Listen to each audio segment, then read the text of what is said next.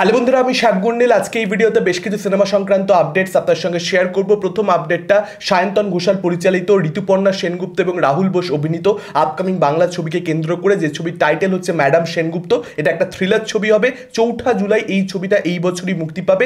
এটা কিন্তু official announcement হয়ে গেছে। এখন এটাই দেখবার অপেক্ষা যে ছবিটা স্ট্যান্ডার্ড কিরকম হয় এবং বক্স অফিসে কালেকশন করতে পারে কিনা। নেক্সট আপডেটটা বাহুবলীকে কেন্দ্র করে, বাহুবলী রিলিজ হতে চলেছে, অর্থাৎ আরও একবার ছবিটা মুক্তি পাবে এই বছর অক্টোবর মাসে, সেরকমটাই জানতে পারা যাচ্ছে। দেখা যাক সেটা শেষ অবধি হয় কিনা। নেক্সট আপডেটটা হাউসফুল 5কে কেন্দ্র করে, অক্ষয় কুমারের আপকামিং ছবি। আপনারা সকলেই জানেন একটা বিশাল বড় স্টারকাস্ট রয়েছে। সেই ছবিটার একটা 3 মিনিটের অ্যাসেট অ্যাকচুয়ালি অ্যাটাচ করা থাকবে রেড 2 এর সঙ্গে, অর্থাৎ অজয় দেবগনের আপকামিং ছবি 1 মে মুক্তি পাচ্ছে। আপনারা সকলেই জানেন হলে সেই ছবিটা যারা দেখতে যাবে 3 মিনিটের এই পার্টিকুলার অ্যাসেটটা হাউসফুল 5-এর টিজার হোক বা ট্রেলার তো এত তাড়াতাড়ি হবে না, গ্লিমস হোক, সেটা কিন্তু আপনারা এনজয় করতে পারবেন হলে গেলে। এবং ভুল চুক মাফ সেই ছবিটার ট্রেলারও কিন্তু অ্যাটাচ করা থাকবে রেড 2 এর সঙ্গে, যেটা সোশ্যাল মিডিয়াতে অলরেডি ড্রপ করে দেওয়া হয়েছে।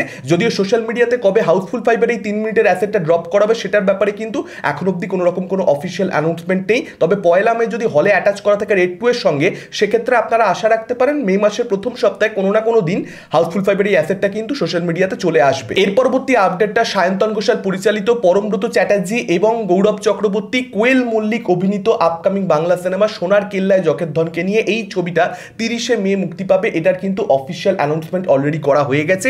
আজকে একটা মোশন পোস্টার ড্রপ করেছে, সেটার মাধ্যমে অফিসিয়াল অ্যানাউন্সমেন্ট হয়েছে এবং মোশন পোস্টারটা ডিসেন্ট হয়েছে। সেখানে আমরা কোয়েল মল্লিক, পরমব্রত চ্যাটার্জি এবং গৌরব চক্রবর্তীকে দেখতে পাচ্ছি। ডিসেন্ট একটা পোস্টার হচ্ছে, একটা অ্যাডভেঞ্চারাস ভাইব অবশ্যই পোস্টারটা দিতে পারছে এবং যে ব্যাকগ্রাউন্ড মিউজিকটা ব্যবহার করেছে সেটাও ভালো। এবার দেখা যাক ছবিটা কিরকম হয়। এবং যেহেতু এটার একটা ফলোইং রয়েছে, যে কারণে বক্স অফিসে সফলতা পাওয়ার চান্সেস থাকছে।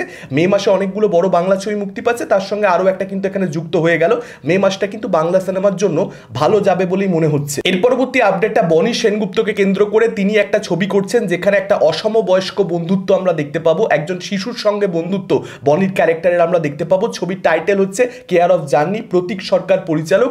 এবং এই ছবিটার কিন্তু কাস্টিং কি হবে বাকি সেটার ব্যাপারে জানা যায়নি। যদিও এই শিশু চরিত্রে অভিনয় করবেন ত্রিশানজিৎ চৌধুরী, যাকে আপনারা রাজ চক্রবর্তীর সন্তান ছবিতে এই গত বছর ডিসেম্বরে ক্রিসমাস উইকেন্ডে মুক্তি পেয়েছে, খাদারের সঙ্গে ক্ল্যাশ করেছিল, সেই ছবিতে কিন্তু অভিনয় করতে দেখতে পেয়েছেন। এবার দেখা যাক এই ছবিটা কিরকম কি হয় এবং কবে শেষ অবধি ছবিটা রিলিজ হয়। রিলিজ ডেট সম্পর্কে এখন অবধি কোনো রকম অফিসিয়াল অ্যানাউন্সমেন্ট নেই। এর পরবর্তী আপডেট দুটো খুবই বড় অ্যাকচুয়ালি। কেভি বিজেন্দ্র প্রসাদ, আপনারা সকলেই জানেন রাজামৌলির বাবা, একজন অসাধারণ স্ক্রিন প্লে রাইটার। রাজামৌলির বাবাই তার আসল পরিচিতি নয়, তো তার সঙ্গে অ্যাকচুয়ালি সালমান খানের এই ঈদের সময় দেখা হয়েছিল এবং লাস্ট ঈদে তার সঙ্গে সালমান খানের কিন্তু বজরঙ্গি ভাইজানের 2 এর অ্যাকচুয়ালি স্টোরি আইডিয়া নিয়ে আলোচনা হয়েছে, যেটা সালমান খানের প্রচণ্ড পছন্দ হয়েছে। তো দেখা যাক এর পরবর্তীতে কি হয়। এই কথা কেভি বিজেন্দ্র প্রসাদ নিজে বলেছেন। তবে বজরঙ্গি ভাইজান 2 এর অর্থাৎ সিকুয়ালটার সেটাকে নিয়ে যে আলোচনা চলছে সেটার ব্যাপারে তিনি ক্ল্যারিফিকেশন দিয়েছেন সালমান খানের সঙ্গে। এবং তার সঙ্গে সঙ্গে যেটা আরও ইন্টারেস্টিং আপডেট, যেটা শুনে আমি খুব খুশি হয়েছি, আমির খান কিন্তু কেভি বিজেন্দ্র প্রসাদের সঙ্গে মহাভারতকে কেন্দ্র করে অ্যাকচুয়ালি যোগাযোগ করেছেন, অ্যাপ্রোচ করা হয়েছে কেভি বিজেন্দ্র প্রসাদকে আমির খানের তরফ থেকে কয়েকদিন আগে।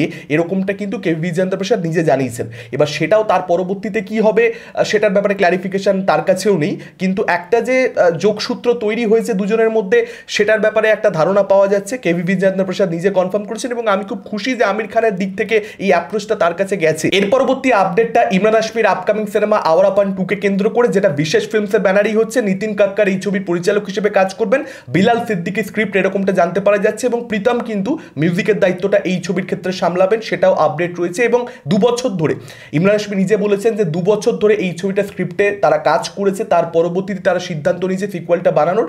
জাস্ট বানাতে হবে বলে বানিয়ে দেওয়া এনক্যাশমেন্টের জন্য সেটা তাদের উদ্দেশ্য নয়, যে কারণে তারা অনেক বছর সময় নিয়েছে। এবং এই বছর জুলাই মাস থেকে কিন্তু এই ছবিটা শুটিং স্টার্ট হবে, এটাই আপাতত আপডেট আসছে। আমরা এটাই আশা করব যারা আওয়ারাপান ছবিটা পছন্দ করি, যে ভাই যেন ইমরান হাশমির যে ক্যারেক্টারটা, সেই যে সোলটা, সেইটা যেন ইনট্যাক্ট থাকে, যেন ওই এসেন্সটা আওয়ারাপানের পার্ট 2 এর মধ্যে পাওয়া যায়। কমপ্লিটলি একটা ডিফারেন্ট ছবি দেখতে গেছি, এরকমটা যেন না হয়। এবং ছবিটার যেন একটা বেসিক যে স্ক্রিপ্টের জায়গাটা, রাইটিংয়ের জায়গাটা, সেটা যেন ঠিকঠাক থাকে। এবার তো দেখুন ছবি ভালো খারাপ মিলিমিশিই হবে, কিন্তু একদম যেন ঘেটে ঘনা করে দেয়। এটা ছিল আজকের ওভারঅল আপডেটস। আপনাদের কি মতামত এই আপডেটগুলোকে কেন্দ্র করে? কোন আপডেট নিয়ে আপনারা সবচেয়ে বেশি এক্সাইটেড? ডেফিনেটলি আপনারা সেটা আমাদের কমেন্ট করে জানাতে পারেন। এই ভিডিওটা ভালো লাগলে লাইক করতে পারেন, শেয়ার করতে পারেন। আমাদের চ্যানেল নতুন হলে চ্যানেলটাকে অবশ্যই সাবস্ক্রাইব করতে পারেন। আজকের মতন টাটা, চোখ রাখুন পরবর্তী ভিডিওতে।